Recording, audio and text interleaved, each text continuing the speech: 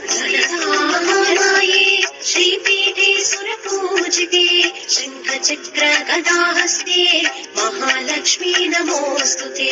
नमस्ते गरुडारूढे कोलासुरभयङ्करी सर्वपापहरे देवी महालक्ष्मी नमोऽस्तुते।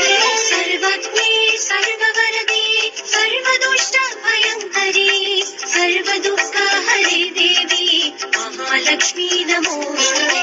सिद्धिबुद्धिप्रदे देवी मुक्तिमुक्तिप्रदायिनी मन्त्रमूर्ति सदा देवी महालक्ष्मी नमोऽस्तुते। आद्यन्तरहिते देवी आदिशक्ति महेश्वरी योगज्ञे योगसम्भूते महालक्ष्मी नमोऽस्तुते।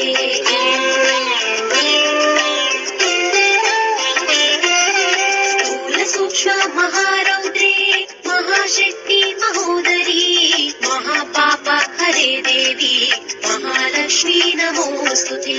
पद्मासनस्थिते देवी परब्रह्मस्वरूपिणी परमेशी जगन्मातः महालक्ष्मी नमोऽस्तुते। श्वेताम्बरधरे देवी नानालङ्कारभूषिते जगस्थिते जगन्मातः महालक्ष्मी नमोऽस्तुते। महालक्ष्म्यष्टकं स्तोत्रं यः पठेत् भक्तिमान् नरः सर्वसिद्धिमवाप्नोति राज्यं प्राप्नोति सर्वदा।